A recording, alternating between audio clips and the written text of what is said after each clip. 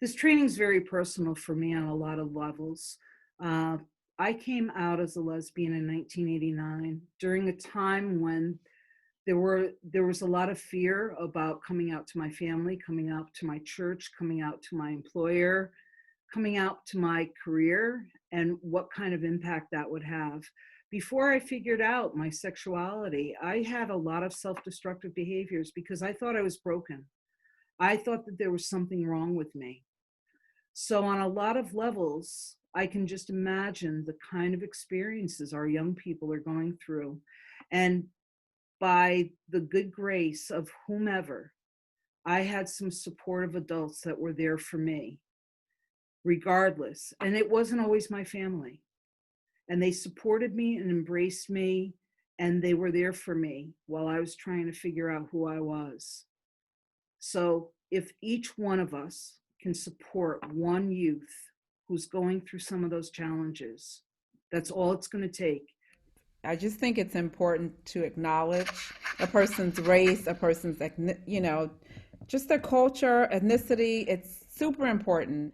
I am a mother of two, uh, black male and female. And so to have these trainings to be able to really discuss the disparities that are there amongst different ethnicities and races, it's important to me. It's the heart of what I do. It represents who I am just as a woman of color, and the intersectionalities that I also engage in. And I want others to be able to have that same platform to be honest and to tell their truth, whether they support something that speaks to a Black Lives Matter, or just non-Black Lives Matter, or whatever. I want them to be able to have this space to have an honest, genuine, healthy conversation, and being able to explore the research, the data, the statistics around the disparities when it comes to LGBTQIA plus youth, um,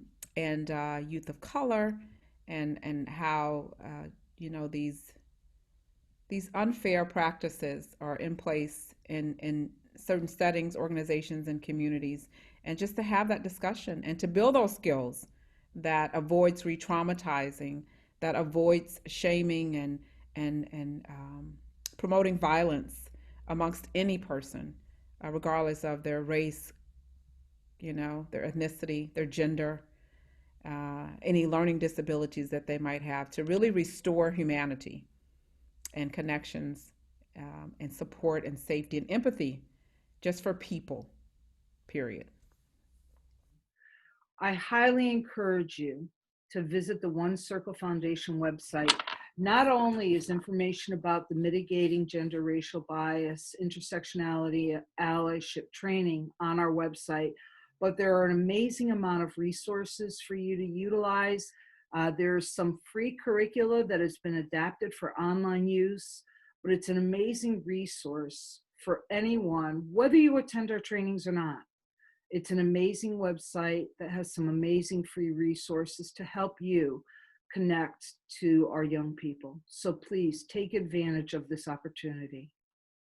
We are all connected.